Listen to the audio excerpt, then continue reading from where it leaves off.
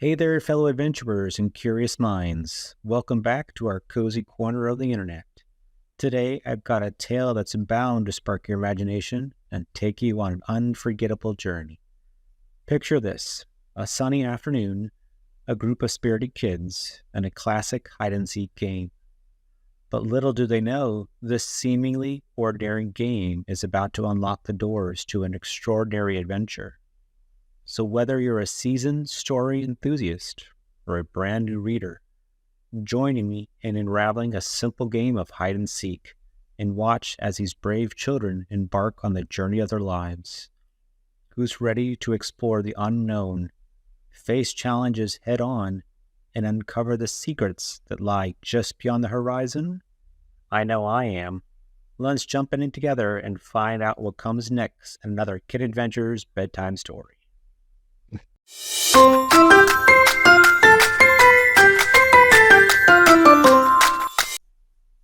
Hide and Seek by T. Albert. James, his sister Sally, and Mark, their BFF, best friend forever, were bored. They had played all day, but now that it was dark and difficult to see, they had nothing to do. They couldn't play soccer because they couldn't see the ball. They didn't want to go inside and play a game because it was a beautiful springtime night and they liked being outside, especially after having to play inside all winter long. They just didn't know what to do, and it was a little too early for them to go home. "I guess I'll just go home," Mark said in a sad voice. "Aw, come on," replied James. "We still have time for another game of something." Then Sally said, "I have an idea. Let's play hide and seek." "I was just going to say that," James said. "Yah, I'll bet you," replied his sister. "You always say you were thinking of whatever I think of," she snapped. "Do not," James said in a loud voice. "Do too," yelled Sally. Mark just looked down at the ground and shook his head from side to side. "They are at it again," he mumbled to himself. Then he yelled, "Okay, let's play hide and seek. I'll be the seeker." He turned, faced a big tree, closed his eyes, and started counting out loud. 100, 99, 98, 97. Sally and Mark stopped arguing, looked at each other, and ran off in different directions to find a hiding place. In the distance, they could hear Mark counting 4, 3, 2, 1. "Ready or not, here I come." And then he turned and began looking for places where they could be hiding. Finding Sally was easy. She always ran off and then circled back so she would be close to base, the safe place to get to before being tagged. Mark looked for the biggest tree and ran towards it, but she wasn't there. "I'll bet she's behind that big bush," he said to himself. So he ran to it and was ready to tag her, but she wasn't there either. As he turned around, he saw James running towards the base and darted after him. Just before he touched James's shoulder, James tagged the base and yelled out, "Safe!" "Did you get Sally yet?" James asked. "No," said Mark. "I haven't been able to find her, and it's getting late and we need to be heading home." So both boys yelled out, "Come on out, Sally, it's late." But there was no reply, not even a little snicker from somewhere in the darkness. They yelled again, "Come on out, Sally, it's late." Still there was no reply from Sally. They began to worry and started searching for her. As they walked around the area, they called out, "Sally, come on, we give up, you're safe." But no matter where they looked or how much they called out, Sally didn't answer. It was as if she had disappeared. Sally was wondering what had happened. All she could remember was crawling under the big trunk of a fallen tree to hide. Now, as she looked up, she saw several stars through the small hole above her head. She had fallen into a hole when she crawled onto the tree trunk. "Help!" she yelled, and heard her voice echo through what must have been a cave. "Help! Help! Help! Help!" "Did you hear that, James?" Mark said excitedly. "Sally just yelled for help." "Keep yelling, Sally," James screamed. "That way we can find you." Sally heard her brother and kept screaming. After a short while, the boys were standing next to the big tree trunk. "Hey, are you stuck under this tree?" asked James. "Kind of," Sally yelled. "When I crawled under it to hide, I fell into a cave. Please help me. I'm scared. It's dark and I can't get out." Mark said, "James, you stay with Sally, and I'll go get my dad." Then he dashed off into the darkness. "Don't be scared," James said. "I'm right here with you." "No, you're not," Sally sobbed. "You're up there and I'm down here." As Sally turned in the darkness of the cave, she bumped into something, screamed, and began to cry. "What's wrong?" James yelled. "There's something down here with me," Sally replied in a shaky voice. Just then, Mark and his dad came running through the woods. Mark's father knelt down and asked Sally if she was okay.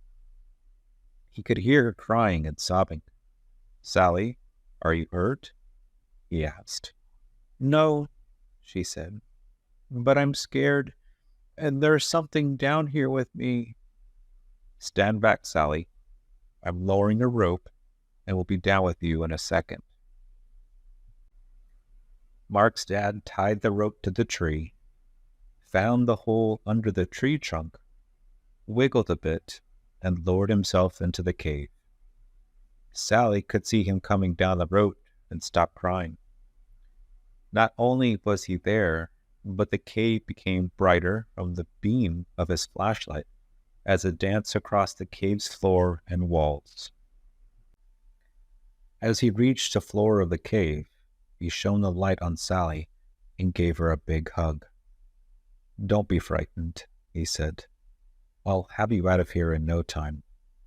Then he shone the light around and saw that she had fallen into a small cave, and very close to her, in the middle of the cave, was something wrapped in layers of old blankets. "Mark, James, there's something down here. I'm going to tie it to the rope, and I want you to pull it out." "Okay," they replied. The boys pulled out the object, untied it, and let the loose end of the rope fall back into the cave. The cave wasn't deep, and Mark's dad boosted Sally over his head so she could crawl out. He then grabbed the rope, and with a little jump, was able to grab the opening and pull himself out. "Let's go back to my house for a cup of hot tea. I'll call your parents so they aren't worried, and we'll see what treasure Sally found," he said. When they got to Mark's house, they sipped their tea and began unwrapping the treasure. They carefully peeled off layers of old blankets and cloth to reveal a wooden box. They slowly opened it and stared in amazement. "Oh my," Sally said in disbelief. "I don't believe what I'm seeing." The boys and Mark's father just stared. Inside the box were jewels of every color you could imagine. There were diamonds, rubies, sapphires, and emeralds of all shapes and sizes. Intermixed, they could see several gold coins and strands of pearls. "We're rich!" the boys screamed. "Not quite," interrupted Mark's father. "Someone could have lost this, and I don't think you should plan on spending any of it until we find out a little more. Besides, Sally found it. I'll share it, Sally said happily. That's nice, Sally, replied Mark's dad. But the right thing to do is to contact the authorities. The next day, the four of them and Sally's mother drove to the police station, explained what had happened, and gave the treasure to the police to hold while they conducted their investigation.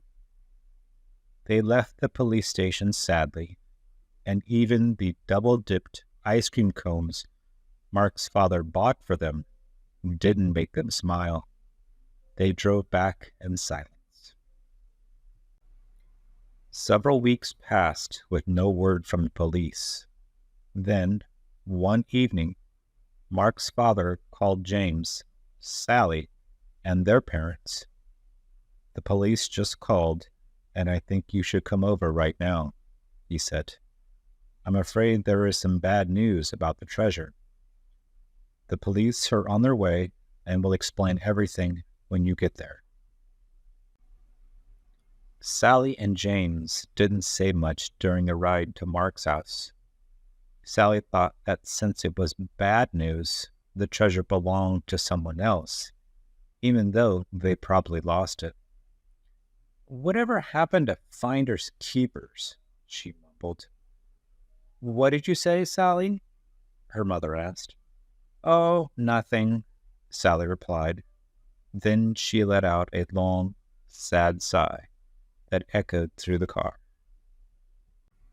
When they arrived at Mark's house, the police were there with the treasure box. As Sally entered, the captain introduced himself and said, Sally, this is yours. Your parents need to sign some papers, but the box and its contents are yours. Sally, Mark, and James shrieked with joy and danced around the room. Then Sally said, What is the bad news? The captain smiled and said, The treasure is worth more money than you can imagine, and with your newfound wealth comes great responsibility. Sally didn't quite understand what the captain was talking about, and right now, it really didn't matter.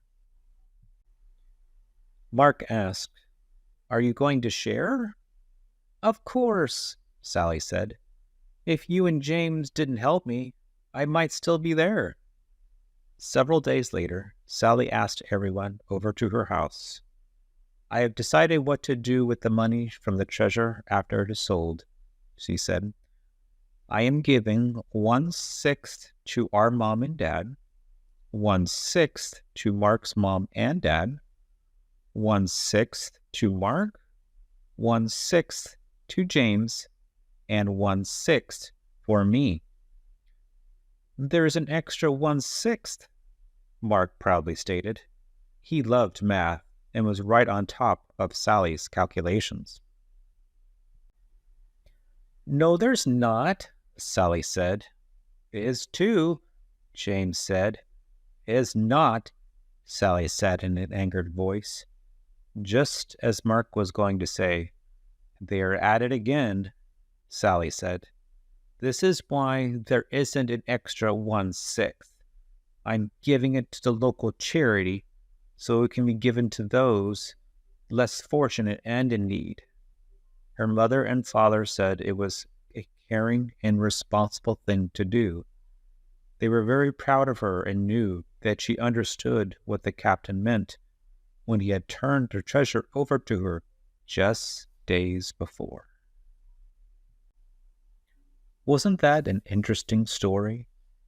If you were in Sally's shoes, would you have been so generous with the shares of the treasure? I like to think I would. We do hope you enjoyed the story, and if you would like to show your generosity by liking and subscribing to this channel, it would be much appreciated. Thank you, and good night.